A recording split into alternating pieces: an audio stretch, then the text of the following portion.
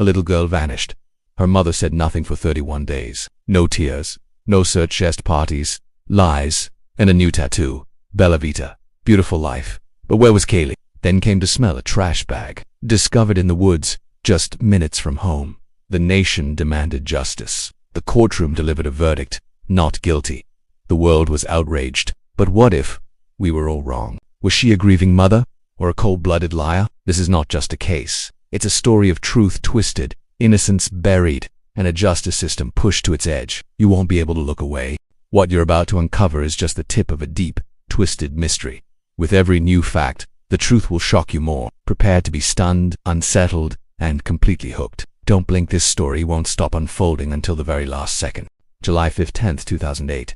A frantic 911 call from a grandmother in Orlando, Florida, would become the spark that ignited one of the most explosive criminal cases in American history. Caylee Anthony, a 2-year-old girl with bright eyes and a radiant smile, had not been seen in 31 days, and no one outside her immediate family even knew she was missing. This is not just a story of a missing child. It's a story of silence, deception, and a mother whose actions left an entire nation stunned. Caylee was born on August 9, 2005. From the moment she arrived in the world, she was adored not just by her mother, Caylee Anthony, but by her grandparents, George and Cindy Anthony, who were central figures in her life. Photos and home videos would later show a happy child, smiling, dancing, laughing in her Florida home. Caylee was the light of the Anthony household. Neighbors said she was always playing outside, giggling as she chased after butterflies. Her mother, Casey, was just 19 when she gave birth. And though the identity of Caylee's father was never definitively known, the Anthony family stepped up. But beneath that suburban bliss, cracks were already forming. June 15, 2008, was Father's Day.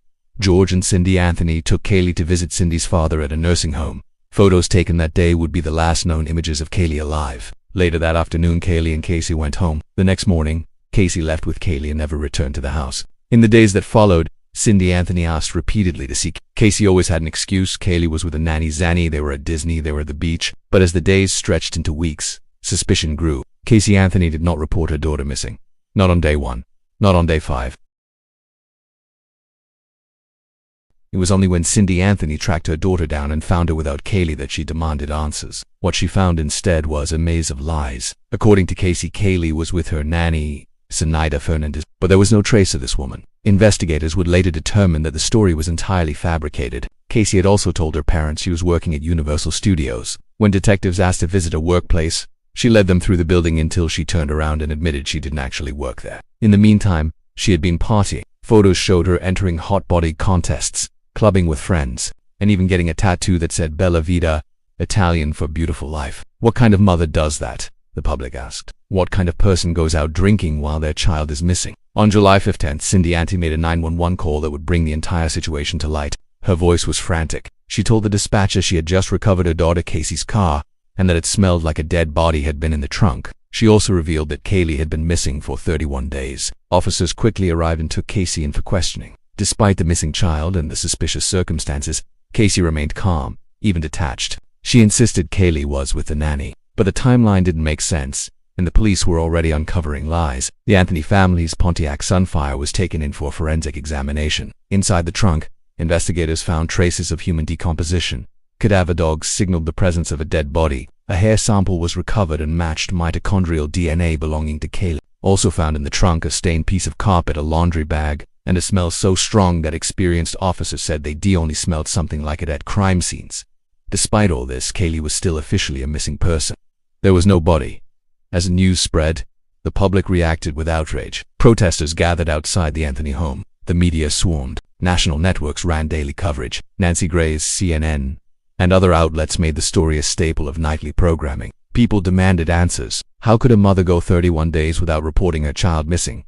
Why were there no tears? Why were there photos of parties instead of search parties? Casey was charged with child neglect, making false statements, and obstructing a criminal investigation. But prosecutors believed they had enough to go further. On October 14, 2008, Caylee Anthony was indicted by a grand jury for first-degree murder. The charges included aggravated child abuse and manslaughter. She pled not guilty. As the legal gears turned, investigators continued their search. The question that haunted everyone: where was Caylee?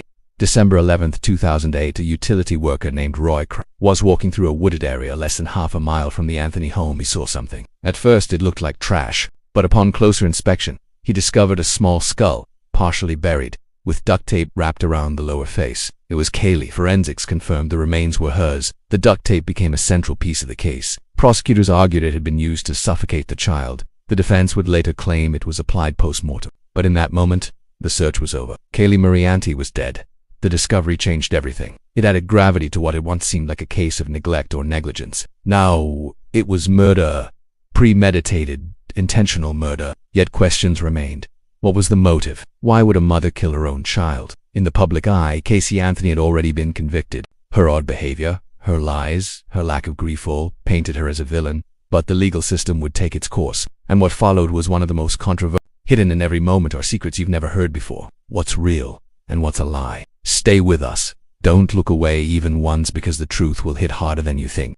In any missing child case, time is of the essence. The first 48 hours are often the most critical. But in the case of Caylee Anthony, a shocking fact left investigators and the public in disbelief. She hadn't been seen for 31 days before anyone reported her missing. In this episode, we explore the month-long silence following Caylee's disappearance, how it shaped the investigation, and what it reveals about the people closest to her. June 16, 2008. That was the last day Caylee Anthony, a bright and playful 2-year-old, was seen alive. According to the timeline later provided by Caylee Anthony, Caylee's mother, she left the family home with her daughter and never returned. What followed next remains one of the most baffling periods in the case. Caylee didn't alert the police. She didn't tell her parents, George and Cindy Anthony, that anything was wrong. Instead, she continued her daily life as though nothing had happened. She claimed that Caylee was with her nanny, a woman named Zani Fernandez, but this person, as investigators would later confirm, did not exist, not in the way Caylee described. Cindy Anthony was the first to notice that something was wrong. Weeks had passed without her seeing her granddaughter. Whenever she asked Caylee about Caylee, she received vague answers. Cindy became increasingly concerned. On multiple occasions, she asked to see Caylee or to speak with her on the phone. Caylee deflected, saying that Caylee was out with Zani or sleeping. On July 3rd, Cindy wrote a post on her MySpace page that read like a cry for help. She described betrayal, lies, and a heart full of fear. By then, it was clear to her that something terrible had happened. The turning point came on July 15, 2008. George and Cindy Anthony recovered Caylee's car from an impound lot. George, a former police officer, was immediately struck by the smell coming from the trunk, a smell he recognized as similar to human decomposition. That evening,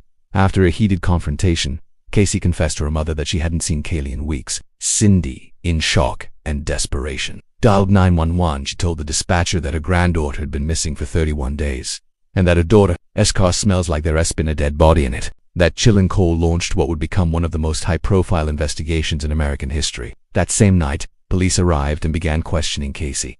She was calm and composed, telling detectives that Caylee had been kidnapped by the nanny Zani. She provided a full account, where the nanny lived, where she had dropped Caylee off, and what she had been doing since. But investigators quickly found inconsistencies. The address Caylee gave for Zani's apartment was a vacant unit. The phone number she provided led nowhere. Surveillance footage from locations Caylee claimed to have visited showed no sign of her. It became clear that Caylee was lying, but the question was, why? During the 31 days that Caylee was missing, Caylee's behavior appeared alarmingly normal, at least on the surface. She stayed with friends, went shopping, and partied. She even participated in a hot body contest at a nightclub, and got a new tattoo that read Bella Vita, meaning beautiful life. Friends and acquaintances later testified that Caylee never appeared worried. She said Caylee was with the nanny and spoke about her as though everything was fine. For many, this was the most baffling aspect of the case. How could a mother act so nonchalantly while her child was missing? Once detectives began digging deeper, Caylee's story fell apart quickly. She had told police she worked at Universal Studios. When they took her there and asked her to lead them to her office, she walked through the building for several minutes before finally admitting that she hadn't worked there in years. The lie about the nanny was just the beginning. She had also fabricated stories about Caylee's daily activities, about her own whereabouts, and about phone calls she claimed to have received from her daughter after the alleged kidnapping. As news of the case spread, the public was both horrified and captivated. The idea that a child could be missing for a month without a police report was unfair. Media outlets began covering the case around the clock. Protesters gathered outside the Anthony home demanding answers. Some accused Caylee of murder, others blamed the family for covering it up. Meanwhile, Caylee's face was plastered across television screens, newspapers, and missing child posters across the country. Experts began weighing in. Psychologists and criminologists debated what Caylee's behavior might mean. Was she in denial? Was she trying to cover up an accident? Or was she simply indifferent to her daughter's fate? Some argued that Caylee exhibited signs of narcissistic personality traits. She appeared more concerned about her own image and well-being than the search for her child. Others noted her apparent lack of emotion, even in jailhouse phone calls and interviews. Whatever the reason, the 31-day delay would become a cornerstone of the prosecution's case. The Orange County Sheriff's Office began building a case. With no body, no witnesses, and a mother who wouldn't cooperate, they relied heavily on circumstantial evidence. They focused on Casey's digital footprint search histories that included terms like chloroform and net. They examined cell phone records, financial transactions, and the timeline of Casey's movements. Meanwhile, they searched for any trace of Caylee. Dive teams scoured lakes. Dogs trained to detect human remains were brought in. The weeks passed, and still no Caylee. The Anthony family was under a microscope. Cindy and George Anthony gave tearful interviews and appeared on national television. They pleaded for Caylee's safe return and defended their daughter, even as the evidence mounted. Behind closed doors, tensions ran high. Cindy often clashed with detectives, accusing them of focusing too much on Casey and not enough on finding Caylee. George, a former cop, was more measured but visibly torn. Their heartbreak was real, but so was the growing realization that the answers they sought might be closer to home than they wanted to believe. Casey's phone calls from jail were recorded and released to the public. In one infamous call, she chastised her family for not supporting her and made no mention of Caylee. Instead, she focused on how she was being portrayed in the media. These conversations painted a portrait of a woman who was either shockingly detached or expertly manipulated. By the end of July 2008, the case had become a full-blown media storm. Caylee Anthony was officially named a person of interest. She was arrested on charges of child neglect, giving false statements, and obstructing a criminal investigation. But without Caylee's body, there was no murder charge. The public watched and waited, hoping for a breakthrough. Where was Caylee? What had really happened on June 16? And why had Casey stayed silent for so long? Those 31 days became a haunting countdown, each day a step further from the truth, and deeper into one of the most controversial cases in modern American history. The decision you make after watching this could change how you see justice forever. Are you ready to face the raw, uncomfortable truth? Hold tight to. Her perspective is about to shift. The disappearance of Caylee Anthony was no longer just a missing person case, it was quickly becoming a national obsession. With every passing day, the spotlight shifted more and more onto Caylee Anthony, Caylee's mother. While the world was searching for a missing toddler, Casey's behavior was raising eyebrows, setting off alarm bells, and painting a portrait of contradictions. In this episode, we unraveled the complex and often bizarre behavior of Caylee in the days and weeks after Caylee went missing. From wild parties to suspicious lies and a cryptic tattoo, this is the chapter where suspicion takes center stage. Caylee was last seen alive on June 16, 2008. What followed was 31 days of silence, confusion, and misdirection. During this crucial time, Caylee Anthony did not report her daughter missing. Instead, she spun an intricate web of lies to her family, friends, and law enforcement. She claimed that Caylee was with a nanny named Zenaida Zani Fernandez. Every time someone asked where Caylee was, Caylee had an explanation. At the beach, at the park, or on an outing with Zan. None of these stories could be verified. The problem, Zenaida Gonzalez existed, but she had never met Caylee or Caylee. She would later sue Caylee for defamation. Perhaps the most shocking aspect of this 31-day period was Caylee's behavior. Rather than acting like a grieving, frantic mother searching for her child, Caylee was seen out partying. Photos surfaced of her attending nightclubs, drinking with friends, and even participating in a hot body contest. She got a new tattoo on July 2nd, just 2 weeks after Caylee had last been seen. The tattoo read Bella Vita, which means beautiful life in Italian. This raised serious questions. What kind of mother acts like this if her daughter is missing? Was she in denial, or was there something more sinister behind her carefree attitude?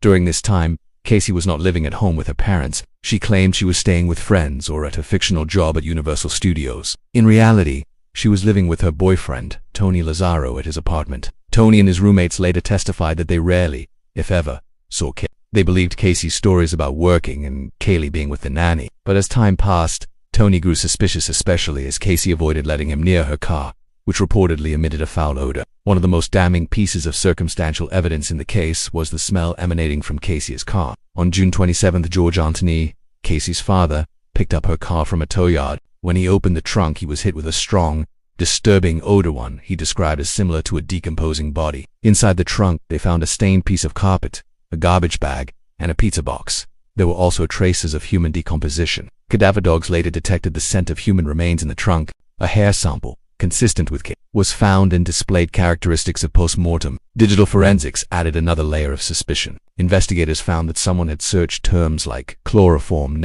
and how to make weapons on the Anthony family's computer prior to Caylee's disappearance. Chloroform was of particular interest because trace amounts were reportedly found in the trunk of Caylee's car. Prosecutors argued that Caylee had researched methods of incapacitation and death. The defense later countered that other family members may have made the searches. When Caylee was finally brought in for questioning on July 16, 2008, her pattern of lies only deepened. She claimed to work at Universal Studios. When detectives brought her there and asked her to lead them to her office, she walked them through the building until finally admitting she hadn't worked there in years. She fabricated entire interactions with Zanny the nanny, providing addresses, phone numbers, and descriptions that didn't exist. Investigators spent hours chasing false leads. Caylee also claimed she had received multiple phone calls from Caylee after the child was supposedly taken, but phone records and tower data showed no such calls took place. The Anthony family was divided and confused. Cindy and George Anthony desperately wanted to believe their daughter, but evidence continued to mount against her. In phone calls recorded from jail, Caylee grew frustrated with her parents, accusing them of not supporting her.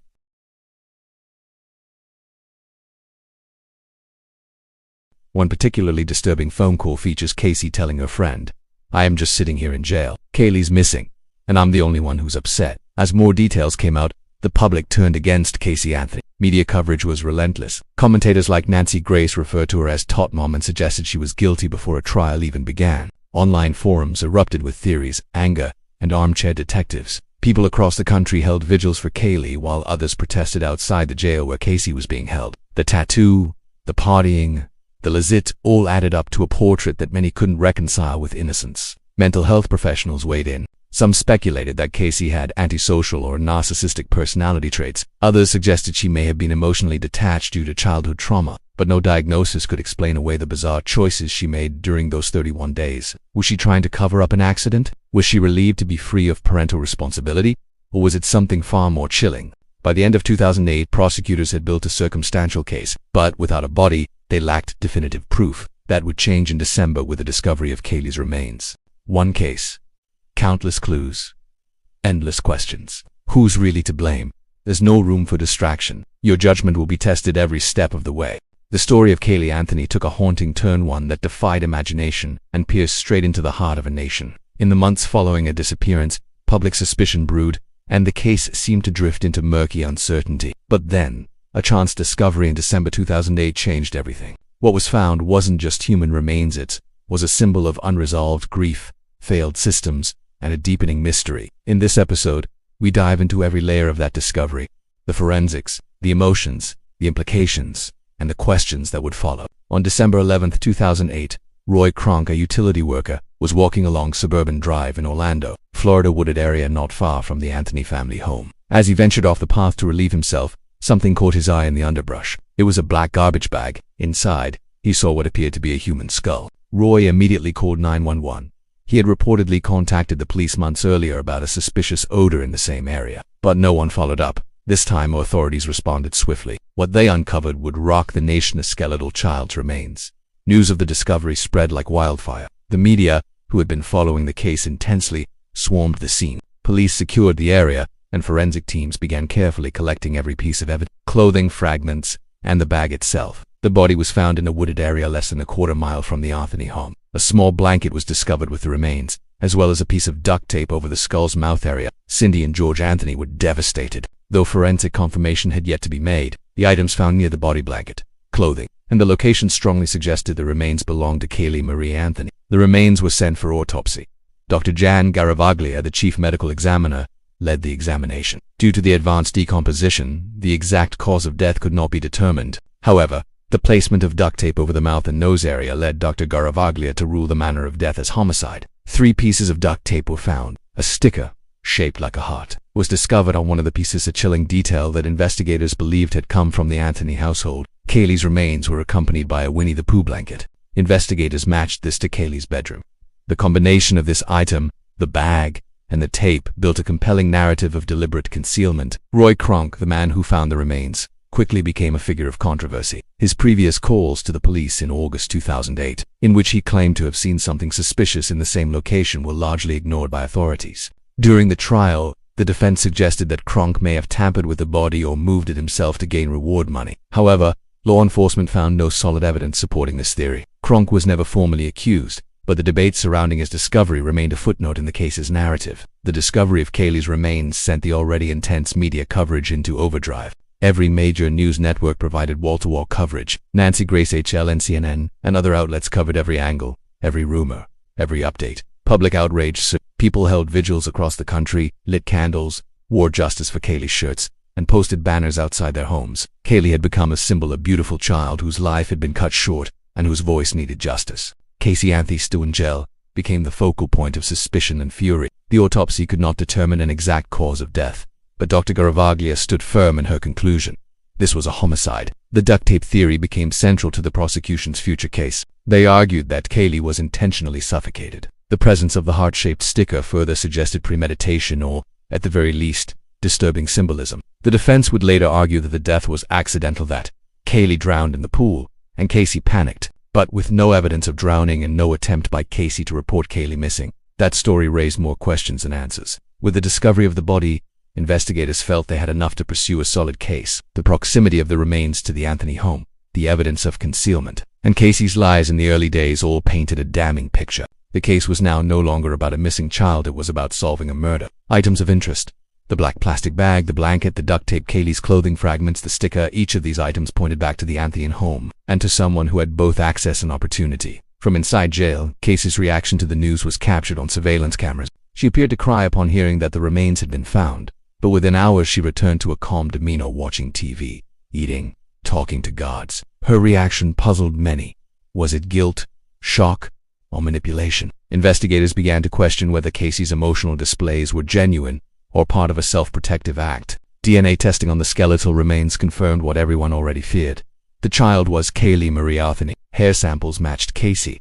The items found with the body were tied to things seen inside the Anthony household, especially the blanket and sticker. No fingerprints were found on the duct tape, but the overall circumstantial evidence continued to build. Even with the body found and evidence mounting, so many questions remained. Why did Caylee wait 31 days to report her daughter missing? Was there truly a babysitter named Zanny the nanny, or was that fabrication? Could someone else have placed the body there? What was George Anthony's role, if any? The discovery of Caylee's remains marked a turning point in the investigation. What began as a story of a missing child had become one of national grief, suspicion, and legal complexity. The case was no longer theoretical. A body had been found, a child had died, and a trial was now inevitable. As the investigation deepens, the darkness grows. Do you have the courage to keep watching? You won't be able to look away until you know the whole story. After months of mystery, speculation, and growing media frenzy, the courtroom doors finally opened. The world turned its eyes to the Orange County Courthouse in Florida for what would become one of the most polarizing and widely watched trials in American history. Prosecutors claimed Caylee Anthony had murdered her daughter. The defense countered with a story of family secrets and accidental death. This episode explores the gripping testimonies, the forensic evidence, the dramatic legal twists, and the battle between truth and doubt. The trial of Caylee Anthony began on May 24, 2011, with jury selection taking place in Clearwater, Florida. Due to the intense media coverage, the court chose jurors from a different county to ensure fairness. 12 jurors and 5 alternates were selected, sworn in, and sequestered for the duration of the trial. The case was tried in the 9th Judicial Circuit Court in Orange County, Florida, with Judge Belvin Perry presiding. The prosecution team was led by Assistant State Attorney Linda Drake, while the defense was headed by Attorney Jose Baez. The battle lines were drawn. The prosecution began with a clear and direct message. Caylee Anthony had been murdered by her mother, Caylee, because she was a burden. They argued that Caylee wanted to live a carefree, party-filled life without the responsibilities of motherhood. According to their theory, Caylee used chloroform to knock Caylee out and then suffocated her with duct tape. They presented evidence of searches on Caylee's computer related to chloroform, neck breaking, and how to make weapons. The defense shocked everyone with a radically different version of events. Jose Baez claimed Caylee had drowned accidentally in the family pool on June 16, 2008, and that Caylee's father, George Anthony, helped cover it up. He went further, accusing George Anthony of sexually abusing Caylee as a child, an allegation George denied under oath. The courtroom was stunned. Gasps could be heard as Baez painted Caylee as a victim of lifelong trauma and manipulation. Over the next month, the prosecution laid out its evidence. They called more than 90 witnesses and presented over 400 pieces of evidence. Among the key elements were the smell in the car. George Anthony testified about the foul smell in the trunk of Caylee's Pontiac Sunfire. Forensic experts stated the odor was consistent with human decomposition. Hair evidence.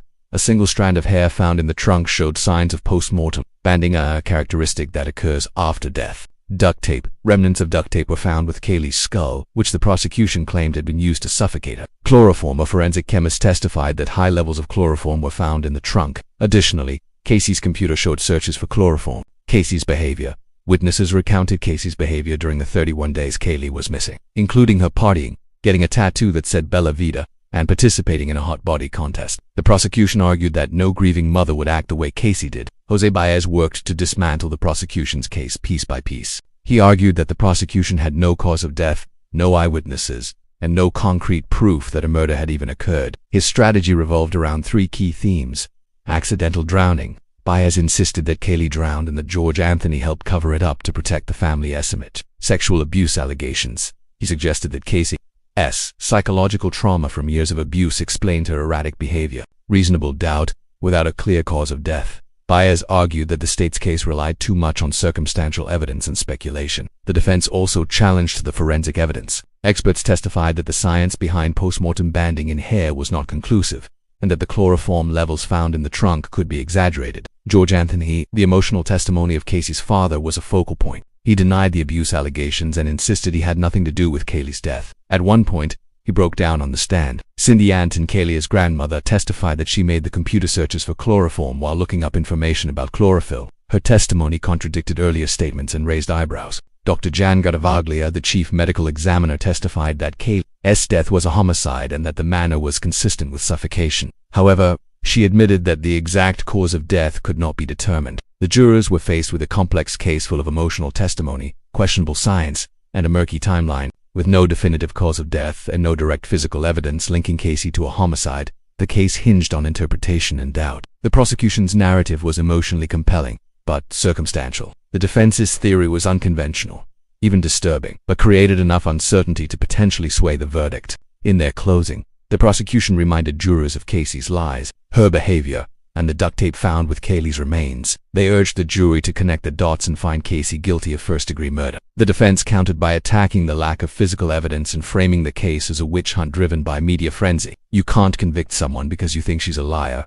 Baez told the jury. On July 5, 2011, the jury delivered its verdict after 10 hours of deliberation.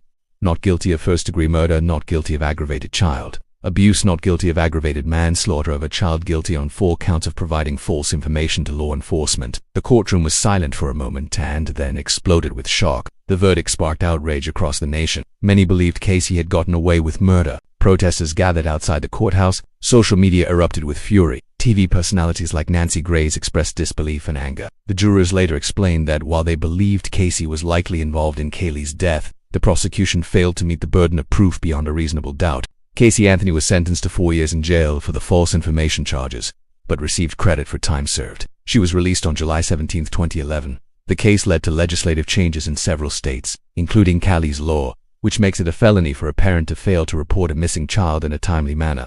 Media analysts dissected the trial for years. Documentaries, books, and podcasts examined every angle. For many, it remained a haunting reminder of a justice system that does not always deliver closure. We're taking you on a journey where every clue sparks new questions. This isn't just a story to watch, it's one to feel. Stay with us until the final moment, because the truth is more chilling than you can imagine. The shocking verdict on July 5, 2011. After nearly 10 hours of intense deliberations, the jury in the Caylee Anthony trial delivered a verdict that stunned the nation. Caylee Anthony was found not guilty of the most serious charges against her: the first-degree murder of her daughter, Caylee Anthony, aggravated child abuse, and aggravated manslaughter of a child. Instead, she was convicted only on 4 counts of providing false information to law enforcement, resulting in a sentence of 4 years' time already served, meaning she would soon be free. The announcement sent shockwaves throughout the United States. Media outlets exploded with breaking news updates. Social media platforms buzzed with outrage and disbelief, and protesters immediately gathered outside the courthouse. This verdict polarized the nation, sparking fierce debates on justice, truth, and the legal system. Inside the courtroom, the atmosphere was tense and electric. Some gasped, others cried, and some simply stared in disbelief as the judge read out the verdict. Caylee Anthony remained expressionless, her face unreadable, as she heard the words "not guilty" in regard to the murder charges. Outside, hundreds of onlookers, journalists, supporters, many shouting injustice and "she got away with murder." The Orange County courthouse grounds were quickly flooded with protesters holding signs demanding justice for Caylee. The heavy presence of law enforcement was noticeable as tensions ran high. News helicopters circled overhead, broadcasting live scenes of the crowd and the reactions of the public. From cable news to online forums, the Caylee Anthony verdict became the dominant topic for days. CNN, Fox News, MSNBC, and other networks ran round-the-clock coverage, dissecting every element of the trial and the verdict. Legal analysts debated the strength of the prosecution's case versus the defense's ability to instill reasonable doubt. Prominent commentators like Nancy Grace openly criticized the verdict, labeling it a miscarriage of justice. Social media exploded with hashtags such as hashtag Caylee Anthony guilty and hashtag Justice for Caylee trending worldwide. Thousands of tweets, Facebook posts, and YouTube videos poured in, expressing disbelief, anger, sadness, and confusion. Some viewers empathized with Caylee's difficult upbringing and mental state, echoing the defense's portrayal of her as a troubled young woman. Others felt deeply that the evidence clearly showed guilt. The verdict had ignited a fierce battle between emotional judgment and the strict standards of legal proof. In the weeks following the verdict, several jurors granted interviews, providing rare insights into their thought processes. They expressed the tremendous pressure they felt weighing moral judgments against legal responsibilities. Many jurors admitted they believed Caylee Anthony was probably involved in her daughter's death, but explained that the prosecution had failed to prove guilt beyond a reasonable doubt, a key requirement in the American justice system. Without a clear cause of death, direct evidence, or eyewitness testimony, convicting Caylee was impossible under the law. One juror poignantly said, "We wanted to convict her, but we had to follow the law. The evidence was circumstantial, and there was too much doubt." The trial's aftermath inspired lawmakers in several states to propose and pass new legislation aimed at preventing delays in reporting missing children. These laws, widely referred to as Caylee's Law, criminalized the failure of a parent or guardian to report a missing child within a specified time frame. Supporters hailed these laws as critical tools to protect children and ensure faster intervention in potential cases of abuse or neglect. Critics, however, warned of unintended consequences, cautioning that not all situations are clear-cut, and some parents might be unjustly prosecuted. Experts from various fields weighed in on the case's complexities. Psychologists analyzed Caylee's behavior patterns, discussing potential trauma, denial, and coping mechanisms. Some suggested that her alleged history of abuse might have influenced her actions and mental state. Legal scholars debated the prosecution's strategy and the high burden of proof necessary for a criminal conviction. Many noted the unique challenges of prosecuting a murder case without a body conclusively tied to the accused, and no definitive cause of death. The Anthony family faced intense public scrutiny, with relationships becoming strained and fractured. George and Cindy Anthony found themselves in the media spotlight, dealing with accusations, emotional trauma, and divided loyalties. Public opinion was harsh, with many believing Caylee had manipulated the system and escaped justice. However, others urged caution and respect for the jury's decision, emphasizing the importance of due process. Despite the verdict, many questions remain unanswered. The exact cause of Caylee's death was never conclusively established. The circumstances surrounding her disappearance and death remain shrouded in mystery. The trial exposed the tension between emotional desires for justice and the rigorous demands of the legal system. It remains a cautionary tale of how truth and justice do not always align perfectly in the courtroom.